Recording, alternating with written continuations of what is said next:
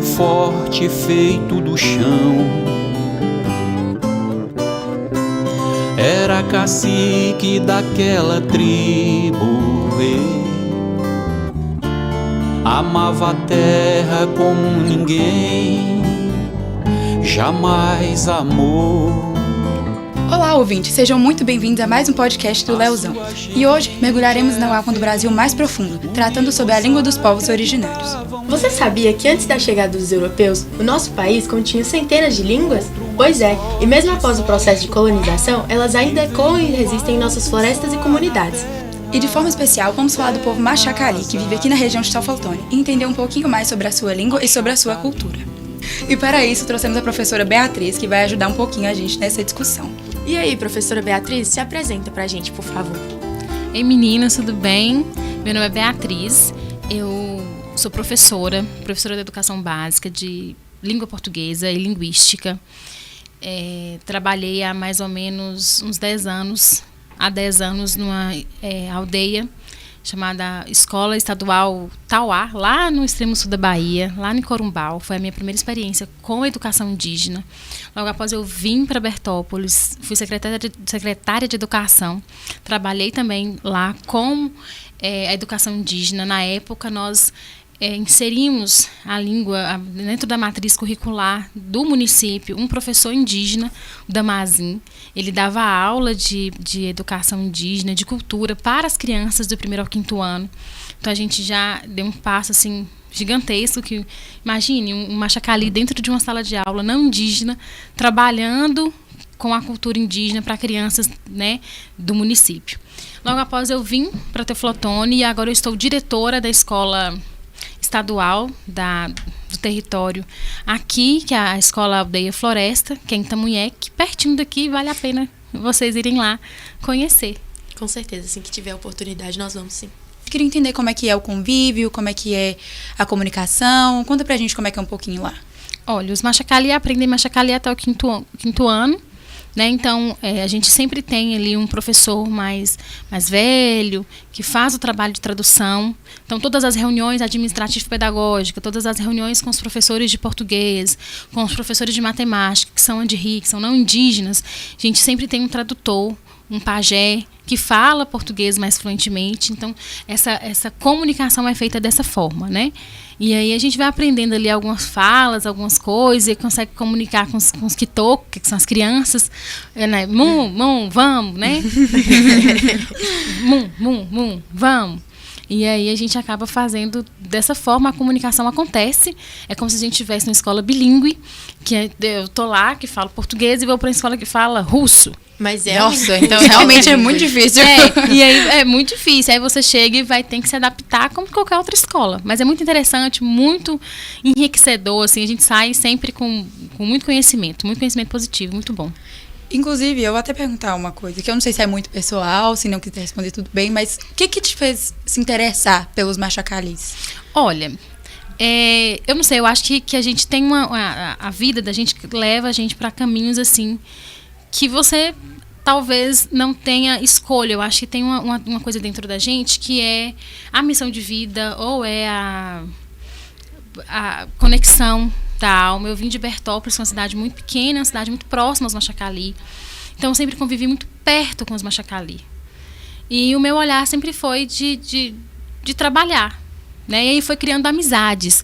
Então eu tenho grandes amigos Machacali, né? Eu tenho pessoas, o Manuel Damasio, o Arnaldo Machacali, tanto o Sueli, a Isael. Então foram por essas relações de amizade que eu me vejo hoje ainda trabalhando e continuarei, porque eu acho que é uma coisa assim de amor mesmo à causa, de amor aos Machacali, de amor acho que quando a gente trabalha com o que a gente ama, a gente nem trabalha, né?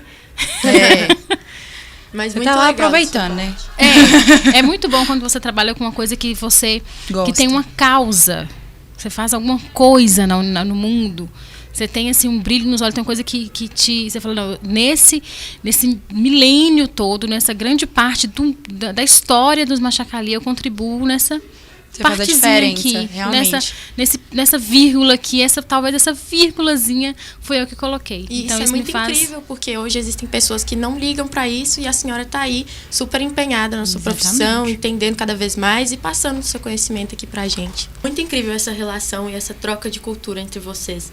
Mas vem cá, inicialmente eu gostaria de te perguntar sobre o tronco linguístico da língua Machacali, que pelas pesquisas, né, é considerado macro-G. E o que isso significa? Qual é a diferença do Tupi-Guarani para esse tipo de linguagem? Olha, quando existiam aqui no Brasil, no território do Brasil, várias línguas indígenas, a gente fala que se dividiu por conta da questão da itinerância, da questão da divisão ali dos povos, né?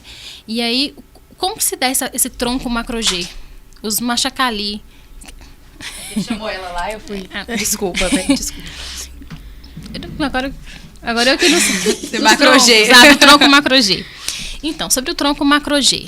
Quando no Brasil existia aqui várias línguas indígenas, e aí a gente tem várias regiões do Brasil, né? E os Machacali, que é o povo Tucunã, que é o povo do canto, né? Ele surgiu ali junto com os pataxós, com os nomes botocudos, são nomes pejorativos. E essa língua, o que é o tronco? São como se fosse uma organização das letras, do método de ensino, da fonética das letras. Inclusive né? que vieram do latim, né, se eu não me engano. Olha, o que acontece? O latim é uma língua, o nosso latim português, né, português do Brasil, é um latim chulo, né, que se falavam, porque vinham para cá todas as línguas assim mais periféricas. Diferentemente das outras línguas, dos outros troncos, que eram os troncos mais assim, de uma fonética mais diferente, a nossa, sim, ela veio da mesma metodologia, o som muda, mas é o mesmo A, é o mesmo B, a estrutura linguística, a estrutura da letra é a mesma e a fonética muda conforme o conhecimento de cada povo ali, da região ali do sul, extremo sul, os tuxás, e aí ele vem para Minas nesse tronco por conta dessa divisão de população. Eu também dei uma pesquisada e falava que os indígenas do litoral, os portugueses começavam a falar que... Corta aí. Corta aí, é ótimo. Outro ponto... Respira. De novo. Outro ponto importante que eu pesquisei é que os portugueses, eles falavam que os indígenas do território do litoral, eles eram conhecidos como os tupis-guaranis, né? E esses que eram mais para o interior do Brasil, eles eram do tronco do macro-G, correto? O que acontece? Existe uma migração. Todos os Machacali e os pataxós, que são dessa região litorânea, que é a região da Bahia, região de Porto Seguro, Corumbau, Barra do Caí, né? Que foi ali o primeiro contato com os não indígenas. Os Machacali falam Andiri, né? Que são os não indígenas. Todos viviam ali, tanto os Machacali quanto as outras etnias. O que acontece? Como foram tendo muitas guerras, e essa guerra era guerra assim, da existência de destruir uma língua mesmo, da catequização, de destruir a fonte linguística. E aí a cultura, né, falada. Imagina um povo que guarda a língua com tanto... Hoje em dia a gente aprende tudo no Google, no celular, no tradutor. Verdade. E a gente não consegue chegar aqui uma palavra em Machacali, colocar no Google Tradutor, no chat, alguma coisa, e você não tem a tradução. Não de mesmo. tanto Realmente. A gente reparou nisso. de tanto que é fechado, é uma oralidade, é uma riqueza absoluta. E aí quando vieram, né, os portugueses, junto com um monte de outras coisas que a gente já sabe, eles queriam que essas pessoas não falassem mais o Machacali. E aí começou um monte de guerra, né? Cortavam-se a língua, matavam-se, enfim, era uma coisa... E eles foram vindo da parte litorânea, entrando para essas áreas que eram um pouco menos exploradas por conta que não tinha lá a sua beleza, né? Os portugueses queriam ficar ali na beira do mar. E eles foram vindo para lugares menos explorados. Se vocês forem ver mesmo assim, a questão da idade das cidades, são idades muito pequenas. Assim, a região do Mucuri mesmo, ali Águas Formosas, Machacali, são cidades com menos de 60 anos. Né? E a questão do Jequitinhonha é um pouco mais velho, mas aí era outra tribo que vivia ali naquela região. E aí eles foram meio que sendo assim, obrigados a não falarem mesmo. Então foi uma violência muito cruel que aconteceu. E os Machacali tinham que mudar a forma de falar, de tempos em tempos, para que o não indígena não soubesse o que estava sendo dito, de forma de se preservar e de autodefesa. Hoje na escola, hoje o Machacali na escola, eu sou diretora de uma escola, né? Podia ter falado isso no início. Eu sou diretora a gente perguntou nesse sentido, de saber como é que é o convívio. A gente pode refazer, A né? gente faz, não tem problema, você pode falar à vontade. E eu estou diretora de uma escola indígena, né? E aí o Machacali só aprende Machacali até o 5º ano. De 1º ao 5º ano. Então, o Machacali aprende Machacali. Após o 5º ano, o Machacali começa a aprender o português. Então, você entenda que nós temos uma escola bilíngue dentro de Machacali, de uma língua materna, que é milenar. Esse aluno Machacali, ele tem contato com o português de uma forma gramatical, de uma forma literária, a partir dos 12, 13 anos. Agora, imagine a gente, que a nossa língua materna é o português, começar a ter um contato e falar fluentemente e ter um contato assim sabe, do inglês ou de outra língua que é muito mais difícil, porque o Machacali é muito mais difícil que o inglês, né? Eu tô falando inglês porque é uma língua que a gente conhece mais do dia a dia, mas vocês têm contato com o inglês desde da educação infantil. Como é que é essa transição do Machacali português? Eles se adaptam bem? Ou... Olha, a grande maioria ainda não. Todos entendem muito português. Mas falar com fluência são só alguns. Muitas mulheres mais velhas não falam português, né? As crianças costumam falar e entender o português a partir dos 12, 13 anos. Então, a língua portuguesa ela é inserida a partir do 6º ano. E aí a gente começa com a estrutura pedagógica de fazer mesmo entender a linguagem, não a gramática. Que é a conversação da língua, né? Que é a questão de saber ir ao banco, saber ler um anúncio, uma para bula. sobreviver. Isso. Realmente. E por que você acha que seriam as consequências de perder uma língua como o Machacali hoje em dia? Gente, eu não consigo imaginar que nós seríamos capazes de fazer uma atrocidade dessa. É uma perda gigantesca. Eu acho que a gente não consegue mensurar na questão cultural. A gente não consegue descrever em questão assim, de perda mesmo, sabe, é um patrimônio que as pessoas ainda não conhecem tanto. Eu fico me perguntando por que nós, as outras escolas, nós não indígenas, a gente não conhece, não tem o convívio, né? Não foi em uma aldeia, não conhecem palavras básicas do Machacali, né? Que é o Baí. Né? A falta de conhecimento. O pré-conceito, é o que existe antes do conceito, né? E aí a gente vive num lugar tão próximo, é 12 quilômetros aqui da aldeia, né? De outros territórios, a gente só conhece aqueles Machacali que estão aqui, como qualquer outras pessoas que vêm, passeiam, compram, a gente não conhece a língua, a gente não sabe. E olha que é daqui, né? Da nossa região, muito nossa próximo. Cultura, e a gente não tem contato. Sabe, então a gente está falando de um povo que resiste há muito mais de 500 anos. Eles resistem há muito tempo. E agora, eu sempre falo, gente, imagine só, a gente não consegue ver uma calça da Shein, uma blusinha da Shein que a gente quer comprar. Verdade. E os Machacali, mesmo com a língua não indígena tão próxima, ou mesmo com as roupas, com os vestidos ali, você não vê uma indígena, uma mulher que quer colocar uma calça jeans. Sim. Eles conhecem, eles entendem a cultura. Então, assim, destruir uma língua dessa hoje, eu penso que seria impossível. E por isso eu não consigo mensurar, porque os Machacali resistem há muito tempo, e não é agora que eles conseguiriam destruir a língua, mas se um dia acontecer, não tem assim, Sim, isso é um absurdo. Não, mesmo. Eu não consigo nem me imaginar não existindo ou que aconteça uma coisa dessa, sabe? É um absurdo. Ainda mais pra você que trabalha todo dia, você tá ali todo dia, você sente. Sabe? Quando eu chego lá e que eu aprendo, eu vou contar uma coisa pra vocês. Desse exemplo, acho que nem tá aí no roteiro, mas eu lembrei. Não, pode falar à vontade. Teve uma situação que eu tava conversando com Sueli Machacali. Sueli é uma cineasta, doutorada em letras, viaja assim o mundo para apresentar seus filmes, seus livros. Ela é o Isael Machacali, é vice-diretor da escola, liderança também. E eu estava na casa deles, e aí eu falei, Sueli, vamos falar aqui sobre a questão na escola, de trazer um curso, assim, de, quem sabe, um conhecimento mais profundo sobre a natureza e tal. Aí ela foi lá foi lá no quarto dela, voltou com um livro, assim, um pouco mais grosso, e abriu, e tinha, nesse livro, desenhado à mão, tinha no livro lá, assim, 33 tipos de abelha. Eu conto essa história porque essa história é incrível. 33 tipos de abelha, pintadas, desenhadas, e cada abelha com um canto.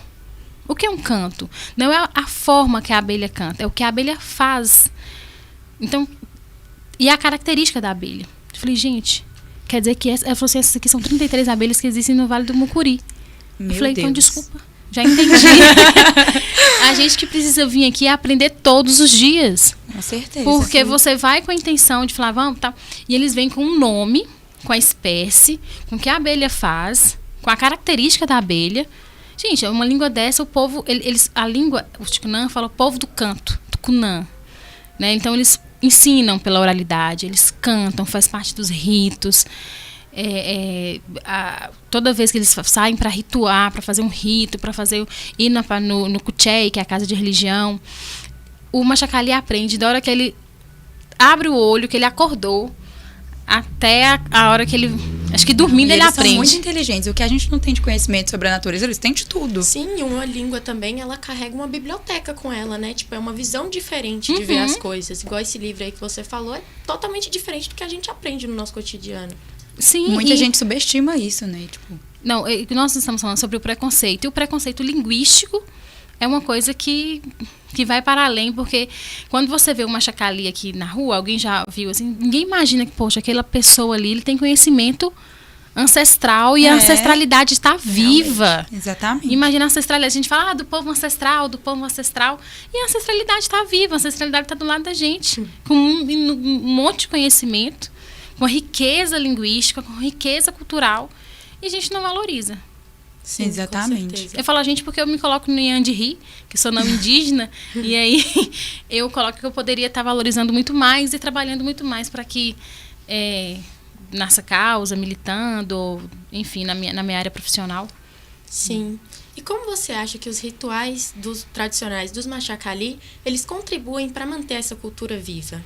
Olha, o Machacali, ele é muito oral, né? A oralidade é viva. E aí os pajés, as enréias, as mulheres mais velhas, elas contam muitas histórias, elas falam muito. E os rituais, esses momentos de rituais, são um momento de fortalecimento mesmo. É um ritual religioso, é um ritual de agradecimento. E aí, nesse momento, todos da aldeia só falam em Machacali. Tudo é em Machacali.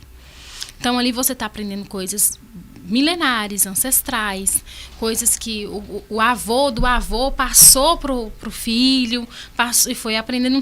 Hoje, se tem uma biblioteca que fala um pouco, mas é uma coisa recente, de 30, 40 anos no máximo, né? Então, eles não aprenderam com 30 anos.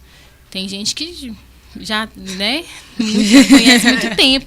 Então, os rituais, os ritos, né, essas festas, a oralidade é muito importante porque acaba passando mesmo de geração para geração, como a gente tem festas aqui nossas que não são, que são de outra cultura, que não sei quem ensinou, não sei quem ensinou. Não sabe quem começou não sei com quem isso. Começou, eu sei que tem. Ué, mas é desse jeito mesmo.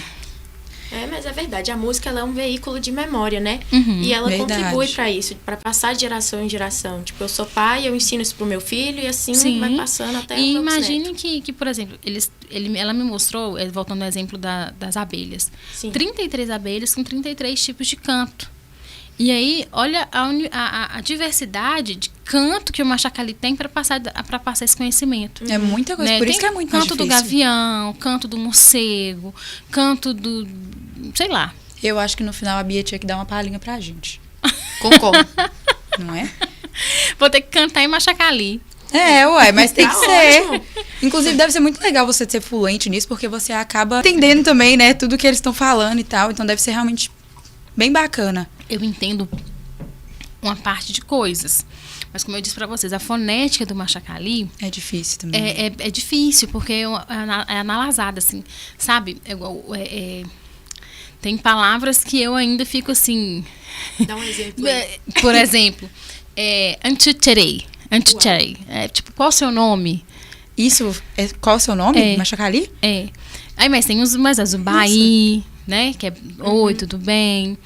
Tem Baitiacá, que é muito bom. Bom que é mais curtinho também, né? Baitiacá. Agora, Anticharai. Peraí, o quê? E muda, uma letrinha já muda também o significado. Tem. Verdade. E aí tem outras coisas, né? O nome da escola nossa, escola estadual, Ham Hiktak. E o que significa Ham Hiktak? Escola viva. Terra viva. Legal. Terra viva. E o nome da aldeia é escola, Aldeia Floresta. O nome da aldeia é Aldeia Escola Floresta. É ótimo. Aqui de... Inclusive, vamos voltar um pouquinho aí, né? Uns tempos atrás. Você acha que o contato dos portugueses com os indígenas trouxe uma espécie de troca de cultura que influenciou na língua ou algo assim? Acaba que influenciando a nossa língua, né? Hoje a língua nossa, a língua portuguesa, ela tem muita influência de palavras indígenas, não só Machacali, mas de outras etnias também, né? As cidades nossas aqui do Vale do Jequitinhonha, todas são aí com Ita. Com certeza, eu sou do Vale do Jequitinhonha também. Inclusive, Itaobim é pedra verde, né? Isso. Joaíma, Jequitinhonha, que é o Jequitinhonha, né? Que é Itinga o peixe. Também. Itinga. Pedra branca, né? Então, água branca. Então, influenciou muito. Mas eu penso que nós deveríamos valorizar muito mais as nossas línguas maternas, que eu digo materna de ancestralidade, mesmo as línguas indígenas, e tirou muito mais do que poderia ter deixado pra gente. Tirou muito mais, sabe? O português, o português de Portugal, a questão ainda do massacre da língua a perda foi muito maior do que o ganho. Eu acho que a gente deveria ter mais, eu acho que nas escolas públicas, nas escolas privadas, as escolas deveriam ter, assim, dentro do currículo de linguística, de história, que bom, né? Principalmente história, né? Eu acho que deveria ter esse contato. E eu queria parabenizar vocês, parabenizar a professora Rinara, porque eu não costumo ver esses discursos, discussões da língua Machacali, da importância né, eu vejo, às vezes, as pessoas falam assim, o dialeto. Não, gente, não é dialeto, não. É língua. Dialeto é outra dialeto coisa. É outra coisa, é língua. A língua, né, tem toda estrutura gramatical, de linguagem, de fala, de representatividade. Eu estava vendo sobre isso, é tudo muito bem... Muito organizado. Muito bem organizado. O alfabeto, né, tem toda uma estrutura linguística. A formação de frases é toda bem estruturada, toda certinha. Estruturada. Tanto que quando eu falo com vocês que o Machacali aprende Machacali até o quinto ano, é por conta justamente disso. Né, de que ele aprende mesmo a língua materna, ela é feita como se a gente estivesse aprendendo português, na gramática de língua portuguesa. Sim, com certeza. E assim, por fim, eu gostaria de perguntar, por que você acha importante que os não indígenas, eles tenham um conhecimento sobre a cultura e sobre a língua dos Machacali? A gente já falou sobre isso ao longo do podcast, né, mas eu gostaria que a gente aprofundasse um pouco mais nesse assunto. Olha, principalmente a nossa região, né, que a gente convive, e a gente tem que olhar agora a perspectiva de olhar para os Machacali, como eu disse ao decorrer do podcast, que é a ancestralidade viva, que é uma língua milenar. Tem cantos, gente, que tem 600, 700 anos, que o Brasil nem era Brasil ainda e já existia. Com certeza. Então, assim, como é que a gente... muito tempo. Muito Bastante. tempo. Nós não estamos falando de uma música que surgiu aí nos anos 2000, milenar, de séculos, uma música que existe há muito tempo, um canto que resiste a esse tempo. Então a gente está falando de pessoas que de um jeito, de uma cultura, que às vezes a gente pensa, eu vou lá para a Indonésia, eu vou para o outro lado do mundo porque a cultura é muito diferente. E nós temos essa cultura aqui.